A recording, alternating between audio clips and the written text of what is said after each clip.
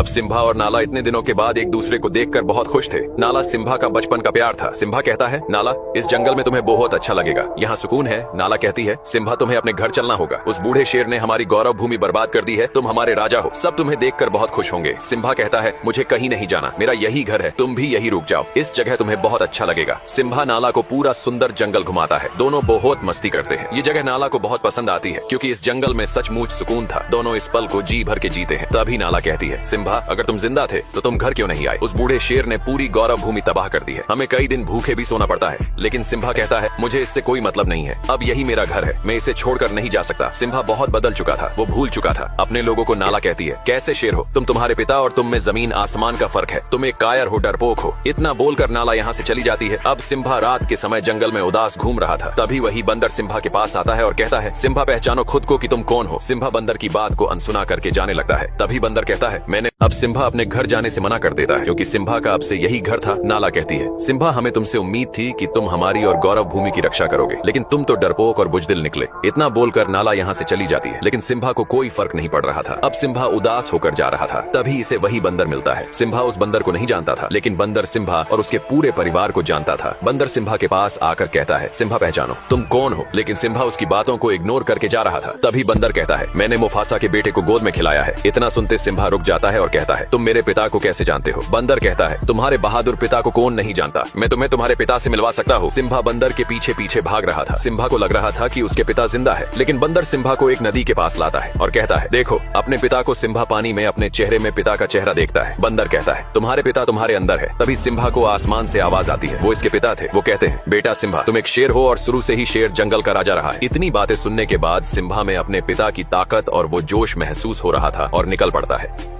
अब सिम्बा निकल पड़ता है अपनी उस पावन धरती की तरफ जिसने वर्षों पहले छोड़ दिया था। सिम्बा एक गहरी दहाड़ लगाता है, ये ऐलान करने के लिए कि अपने जंगल की रक्षा के लिए सिम्बा तैयार है। ये था सिम्बा का जुनून। सिम्बा के दोस्त उसे जाते हुए देख रहे थे। सिम्बा वर्षों बाद अपनी पावन धरती की तरफ जा रहा था, जिसके अंदर साहस और बल दोनों था। सिम्बा नाला के पास पहुंच गया था। दोनों निकल पड़ते हैं अपने घर की तरफ। भले ही इस कहानी में सिम्बा का पिता मुफासा नहीं था, लेकिन मुफासा का बेटा सिम्बा था, जो एक नई उम्मीद था। दोनों अपनी गौरव भूमि पहुंच जाते हैं, लेकिन सिम्बा अपनी गौरव भूमि को देखकर बिल्कुल भी खुश नहीं था। उसकी भूमि पूरी तरह से बंजर हो चुकी थी, बहुत सारे जानवर मारे गए थे। नाला कहती है, सिम्बा अब क्या करोगे? सिम्बा कहता है, अपनी भूमि की रक्षा करूंगा, जो जिम्मेदारी मुझे मेरे पिता ने दी है। नाला कहती है, मैं भी इस लड़ाई में तुम्हारे साथ हूँ। तभी वही पक्षी सिम्बा के पास आता है, जो ये भी सिम्बा के परिवार का हिस्सा था। ये सिम्बा का तहे दिल से स्वागत करता है और कहता है, महाराज वो दिन फिर से लौट आए हैं और सिम्बा के दोस्त भी इस लड़ाई में साथ खड़े रहने वाले थे। सिम्बा उनको वापस अपने जंगल लौटने को बोलता है, लेकिन वो दोनों कहते हैं, हम जब तक जिंदा है तब तक तुम्हारे साथ रहेंगे। इस युद्ध में सब सिम्बा के साथ खड़े थे। सिम्बा सभी को अपने साथ लेकर जाता है। आगे कुछ लकड़बग्घे। अब इस युद्ध में सभी जानवर सिम्बा के साथ कंधे से कंधा मिलाकर खड़े थे। सिम्बा सभी को अपने साथ लेकर जाता है, लेकिन सामने कुछ लकड़बग्घे भोजन कर रहे थे। सिम्बा लकड़बग्घों का ध्यान भटकाने के लिए अपने दोस्तों से कहता है। नेवला और सुअर उनका ध्यान भटका रहे थे। सभी लकड़बग्घे उन दोनों को पकड़ने लगते हैं। सिम्बा नाला के साथ दूसरे रास्ते निकल पड़ता है। वही बंदर सब कुछ देख रहा था। वो समय आ गया था। बंदर अपना हथियार निकालता है, जिसने वर्षों पहले मुफासा के मरने के बाद हथियार को छोड़ दिया था। बंदर भी इस लड़ाई में सिम्बा के साथ था और यहाँ बूढ़ा शेर सिम्बा की माँ को अपनी रानी बनाने की जिद कर रहा था और कहता है, इस पूरे जंगल में मुझसे ज्यादा ताकतवर कोई जानवर नहीं है। सिम्बा की माँ कहती है, ताकतवर राजा वही होता है जिसमें प्रजा की और अपने राज्य की फिक्र होती है। ये कहता है, मैं मुफासा से ज्यादा ताकतवर हूँ। सिम्बा की माँ कहती है, तुम मुफासा के आगे एक भीगी बिल्ली हो। तभी वो शेर गुस्से से सिम्बा की माँ पर हमला करने लगता है। इस शेर की नीयत खराब थी। जिसकी नीयत ही खराब हो वो अपनी प्रजा की रक्षा कभी नहीं कर सकता है। तभी दहाड़ता हुआ सिम्बा यहाँ आता है। बूढ़ा शेर देखकर डर गया था। इसे लग रहा था कि वो मुफासा है। तभी सिम्बा कहता है, दूर रहो मेरी माँ से। सिम्बा की माँ वर्षों बाद सिम्बा को देखकर बहुत खुश होती है। अब सिम्बा दहाड़ता हुआ यहाँ आता है। बूढ़ा शेर उसे देखकर डर गया था। इसे लग रहा था कि वो मुफासा होगा। सिम्बा कहता है, दूर रहो मेरी माँ से। सिम्बा की माँ वर्षों बाद सिम्बा को देखकर बहुत खुश थी। जो दिया वर्षों पहले बुझ गया था वो फिर एक नई रोशनी लेकर आया था। बूढ़ा शेर कहता है, भतीजे तुझे जिंदा देखकर बहुत खुशी हुई। सिम्बा कहता है, कोई एक वजह बताओ चाचा की तुम्हें जिंदा छोड़ दूं। बूढ़ा शेर कहता है, ये मत भूलो तुम जंगल के राजा के सामने खड़े हो। तभी नाला कहती है, अब से हमारा राजा सिम्बा है, उसके लिए हमें भले ही युद्ध ही क्यों न करना पड़े। सिम्बा का परिवार भी युद्ध के लिए तैयार था। सिम्बा कहता है, हार मान लो चाचा। बूढ़ा शेर कहता है, मैं नहीं चाहता कि मेरे हाथ हो, तुम सब मारे जाओ। तुम सब मेरा परिवार हो और क्या तुम सबको पता है तुम्हारे इस सिम्बा ने क्या किया है भतीजे? तुमने इनको बताया नहीं कि तुम अपने पिता मुफासा के हत्यारे हो। अपना गुनाह कबूल करो और बताओ सबको कि तुम्हारी वजह से हमारे महान राजा मारे गए। सिम्बा का पूरा परिवार सिम्बा को देख रहा था। तभी सिम्बा कहता है, हाँ मेरी वजह से मारे गए थे मेरे पिता। तभी बूढ़ा शेर कहता है, आखिर कर लिया कबूल हत्यारा है। ये अपने पिता का, इसी की वजह से आज महाराज हमारे बीच नहीं रहे। ये क्या राजा बनेगा जिसने अपने पिता को ही निगल लिया। बूढ़ा शेर सिम्बा की बातों को दबाता हुआ उसे पीछे लेकर जा रहा था। सिम्बा घबरा गया था और कहता है, मैं राजा नहीं बनूंगा। तभी सिम्बा